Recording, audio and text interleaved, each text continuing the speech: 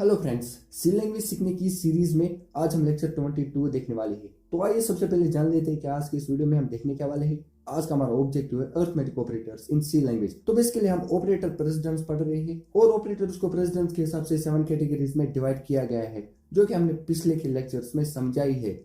और इन 7 कैटेगरीज में से आज हम दूसरी कैटेगरी देखने वाले हैं, यानी कि अरिथमेटिक ऑपरेटर्स। तो आइए सबसे पहले जान लेते हैं कि अरिथमेटिक इंस्ट्रक्शन क्या होती है। तो अरिथमेटिक इंस्ट्रक्शन एक ऐसी इंस्ट्रक्शन होती है जिसकी मदद से हम डेटा का मैनिपुलेशन करते हैं। मैनिपुलेशन मतलब हेर फेर, और उस डेटा को मैनिपुलेशन करने के लिए हम यूज करते हैं यही ऑपरेटर्स। तो आइए इन ऑपरेटर्स को आज हम अच्छे से समझने वाले हैं।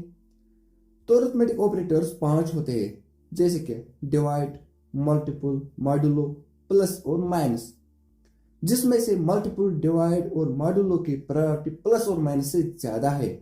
ये चीज आपको अच्छे से ध्यान में रखना है, यानी कि मल्टीपल, डिवाइड और मॉड्यूलो ऑपरेटर की प्रायोरिटी प्लस और माइनस से ज्यादा है। यानी अगर किसी एक्सप्रेशन में मल्टीपल और प्लस दोनों लगे हो तो आप सबसे पहले मल्टीपल को सॉल्व करोगे और उसके बाद ही प्लस को सॉल्व करोगे। क्यों? क्योंकि यहाँ कोई बड़माज रूल नहीं चलता है, जिसका मतलब है यहाँ डिवाइड और मल्टीपल की प्रायोरिटी जो है वो सेम है। अगर कोई अरिथमेटिक ऑपरेटर्स एक से ज्यादा एक ही एक्सप्रेशन में लगे हो तो उनकी प्रायोरिटी बराबर है। अब यहाँ पर फिर से कंफ्यूजन हमारे दिमाग में क्रिएट हो गया। अगर सेम ऑपरेटर्स एक ही एक्सप्रेशन में दो या दो से ज्यादा लगे हो तो उनको हम किस ऑर्डर में सॉल्व करेंगे? तो उनको हम लेफ्ट टू राइट ऑर्डर में सॉल्व करते हैं। इसका मतलब है जितने भी अरिथमेटिक ऑपरेटर्स है इनकी एसोसिएटिविटी रूल जो है वो लेफ्ट टू राइट है। सपोज मैंने यहाँ पर लिखा है 5 + 4 - 8, तो इस एक्सप्रेशन में दो ऑपरेटर्स लगे हैं प्लस और माइनस। इन दोनों की रैंकिंग जो है वो सेम है, इन दोनों की प्रायोरिटी जो है वो सेम है।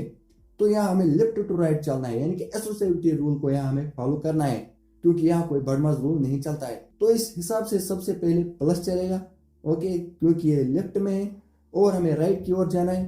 तो उसके बाद ही माइनस सॉल्व किया जाएगा, जबकि इन दोनों की प्रायोरिटी सेम है।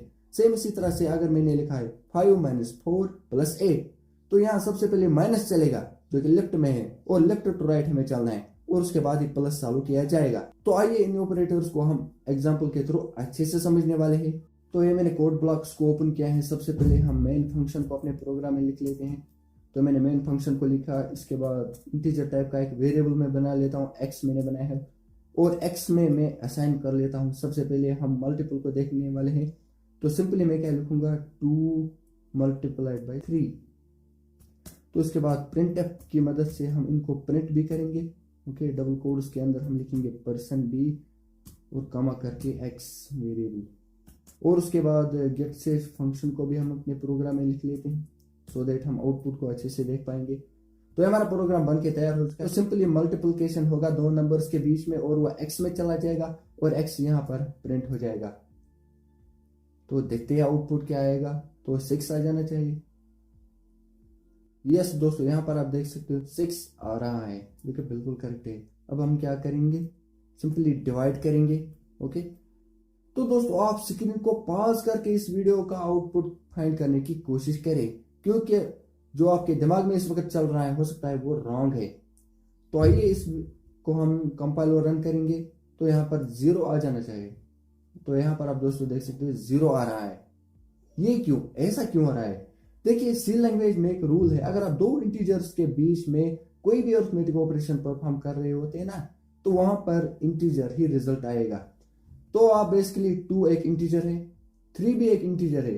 इन दो ऑपरेंड्स के बीच में आप कोई भी अरिथमेटिक ऑपरेशन परफॉर्म करेंगे ना, तो आउटपुट में क्या आएगा? तो आउटपुट में इंटीजर ही आएगा, इसलिए यहाँ पर इंटीजर आ रहा है। तो हम इसमें कुछ चेंजेस भी करके देख लेते हैं, जिसके मैंने यहाँ पर 4 लिखा है और यहाँ पर हम 2 लिखेंगे। तो इस वक्त 2 आ जाना चाहिए। तो दोस्तों यहाँ पर आप देख सकते हो 2 आउटपुट में आ रहा है। तो इसके बाद हम प्लस देख लेते हैं। सिंपली दो नंबर्स के बीच में एडिशन होगा, तो 6 आ जाना चाहिए। तो यहाँ पर आप देख सकते हो 6 आ रहा है। सेम इसी तरह से हम माइनस को भी देख लेते हैं। तो ये रहा, माइनस हो जाएगा, 2 आ रहा है, जो कि बिल्कुल करेक्ट है। अच्छा, एक और चीज आपको यहाँ पर समझना बेहद जरूरी है।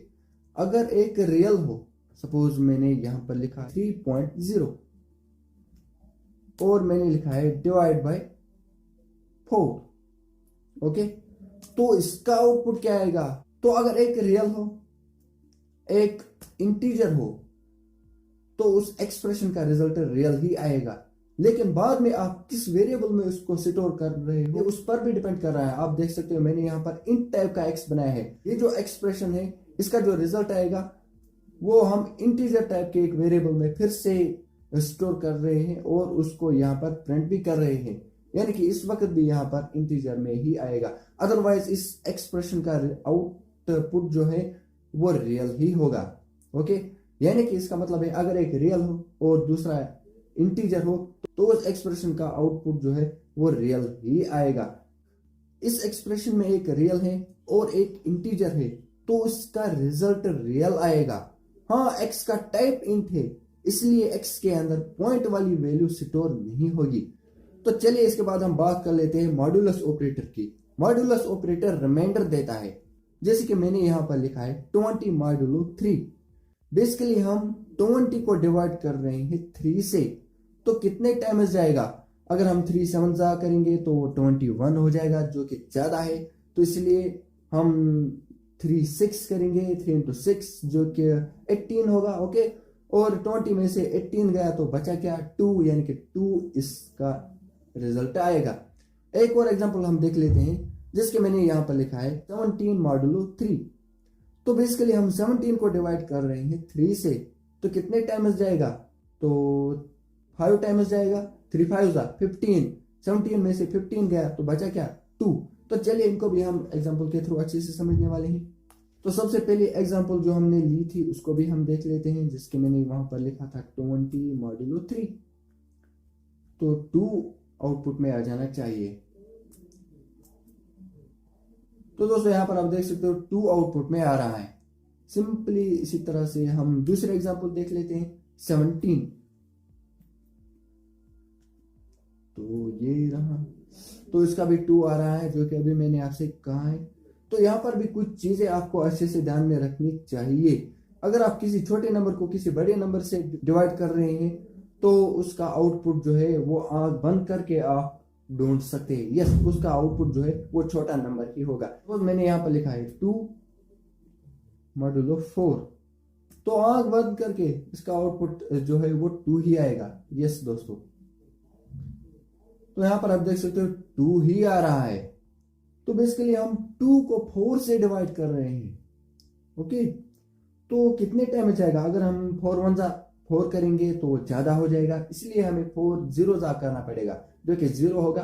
2 में से 0 गया वहां तो 2 ही बचेगा, इसलिए इस एक्सप्रेशन का आउटपुट जो है वो 2 ही आ रहा है। तो एक और पॉइंट आपको यहाँ अच्छे से समझ लेना चाहिए, कई बार ऐसे भी नंबर्स होते हैं जो कंप्लीटली डिविजिबल होते हैं। सपोज मैंने यहाँ पर लिखा है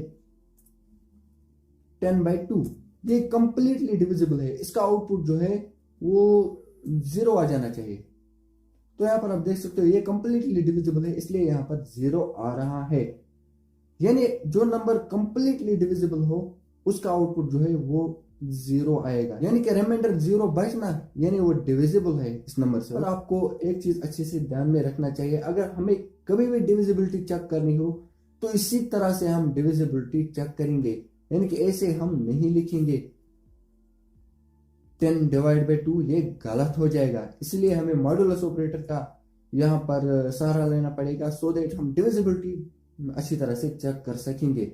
सो दोस्तों, आई होप कि यहाँ पर आपको खासकर मॉड्यूलस ऑपरेटर ये आपके लिए नया था, इसके बारे में आपको अच्छे से समझ में आ ही गया होगा। ओके, तो दोस्तों आई होप कि वीडियो आपको अच्छी लगी होगी। अगर अच्छी लगी हो तो हमारे वीडियो को लाइक कीजिए, शेयर कीजिए। इस तरह के और वीडियोस अगर आप देखने में इंटरेस्टेड है तो हमारे चैनल को भी आप सब्सक्राइब कर सकते हैं, साथ में बेल आइकन भी दबाएं ताकि जब भी हम कोई नया वीडियो बनाए उसकी नोटिफिकेशन आपको सबसे पहले मिले। Thanks for watching.